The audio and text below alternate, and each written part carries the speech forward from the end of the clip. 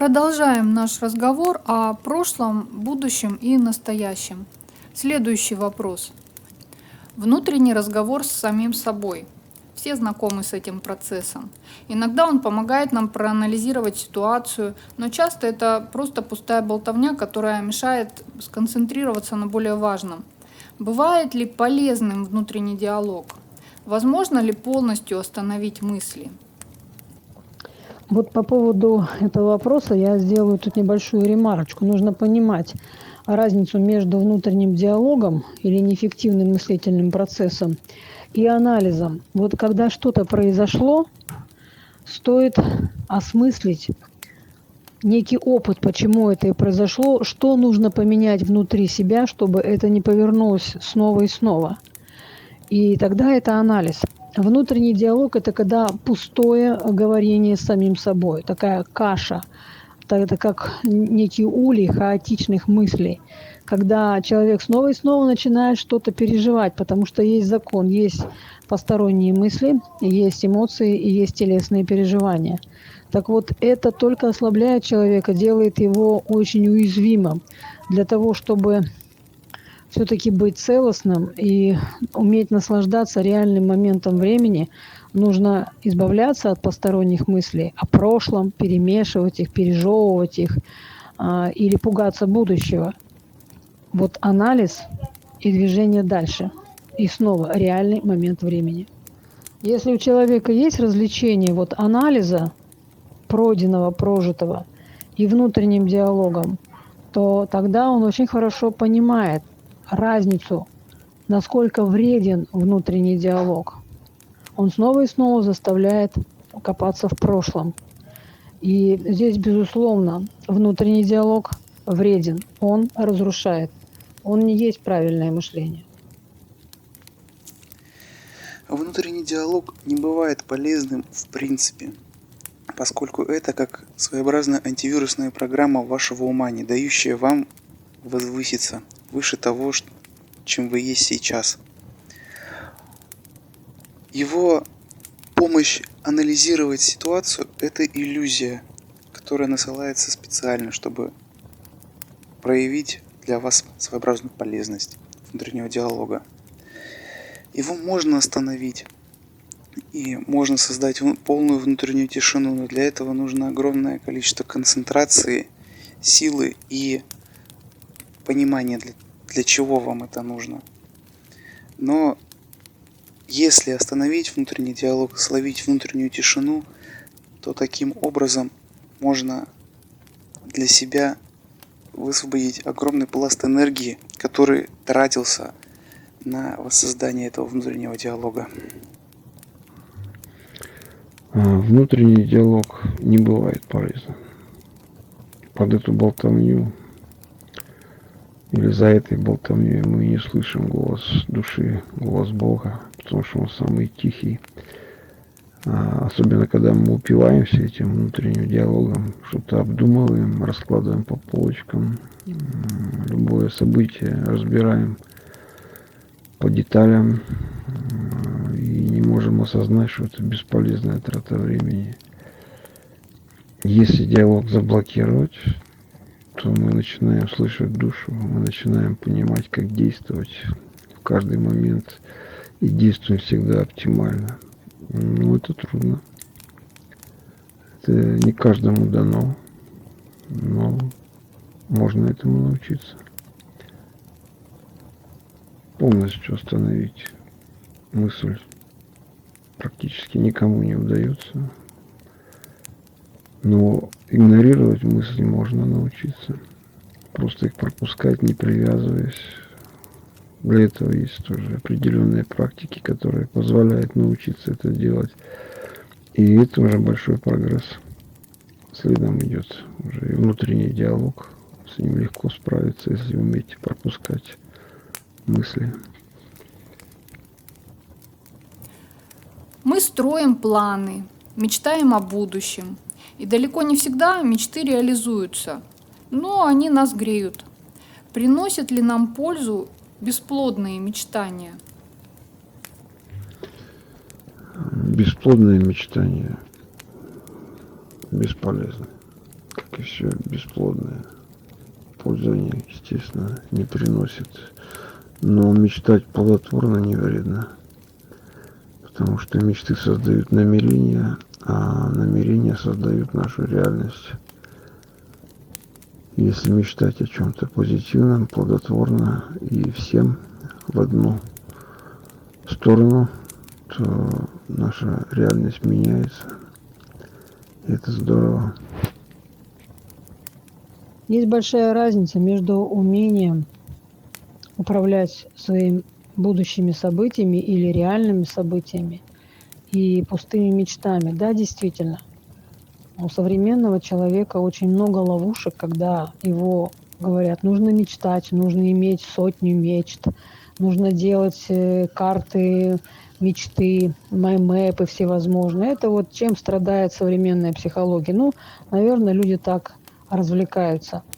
А человек, который понял суть жизни, да, постиг какое-то понимание правильности проживания, он учается, конечно, управлять событиями, строить эти события, построение событий. Это вовсе не мечта, это то, что нам необходимо для реализации, самореализации своего собственного жизненного пути. И тогда он не будет впадать в мечтания. Ну, греют они, пока вы мечтаете. Как только вы перестали мечтать, стало прохладно. И тогда снова человек утопает в иллюзиях. Вот по этому пути идти, это значит, просто по краю ходить того, что дает жизнь. И она всегда дает то, что человеку нужно, через что можно получить опыт. Или идти по пути иллюзий и разочарований. Когда мы непрерывно о чем-либо мечтаем, мы отдаляем от себя эти самые мечты. То есть механизм срабатывает следующим образом. Вы мечтаете о какой-либо поездке, либо о какой-либо вещи, но вы вкладываете в это свои мысли, свою энергию. И с точки зрения событийного потока, когда нужное количество энергии собрано, воплощать это событие не обязательно. И поэтому мечта так и остается бесплодной мечтой, за которую вы цепляетесь. Но если мы заложили себе в намерение эту мечту и забыли о ней, то такая мечта, она осуществится в любом случае. Если взять под контроль наши воспоминания, не убегать мыслями в будущее, остановить мысленный диалог, не превратимся ли мы тогда в бесчувственных роботов? Где золотая середина? Действительно, есть ли золотая середина? Если взять под контроль наши воспоминания, эмоции, остановить мысленный диалог, не убегать мыслями в будущее, вообще на Земле делать нечего, потому что мир людей, он так устроен, что все эти вещи присутствуют. Кто все это преодолел, все это познал, он уже на Земле не реинкарнирует и либо превращается в некое божество, которое потом отправляет на землю, чтобы оно мучилось и учило чему-то, как, допустим, Иисус Христос или Будда. Но у каждого своя золотая середина. Кто-то начинает практиковать и останавливается на этапе, когда теряет друзей, теряет среду, в которой обитал. Кто-то реально уходит в пещеры. Каждому свое. Вот здесь тоже нужно дать некое пояснение про различия. Если человек не позволяет своим мыслям уходить куда-то в прошлое, копаться там, эмоционально что-то переживать, или мечтать, или замечтываться, все время находиться в каких-то в будущих прожектах, то тогда это как раз и является роботом, потому что теряется связь опять-таки с тем же реальным моментом времени. А если же вы живете, если вдруг вам повезло и вы постигли вот это наслаждение жить без посторонних мыслей, уметь тихо радоваться, наблюдать свои какие-то деструктивные, может, процессы, моменты, не кляня судьбу, не виня кого-то, то вот это и есть то самое прохождение пути, большого пути. И об этом тоже говорят высокие учения. Это и есть золотой путь. Но мы же не можем сказать, что Будда или Мастер Иисус или те святые, о которых мы знаем, что они были роботами. Но именно они все время говорили: живите в реальном моменте времени, наслаждайтесь тем моментом, который вам дано. Не углубляйтесь в какое-то иллюзорное будущее и не сваливайтесь в какое-то прошлое. Ни один из них не был роботом, и все они учили жизни. Вернуться к своей природе — это и есть золотой путь. Но сейчас современный человек не считает, что это приемлемо, или это модно, или популярно. Однако уже есть какая-то часть людей, которая вдруг начинает постигать вот этот золотой путь. Беря под контроль наши эмоции и воспоминания, мы ни в коем случае не становимся бесчувственными роботами. Мы остаемся людьми, но людьми настоящего, людьми силы.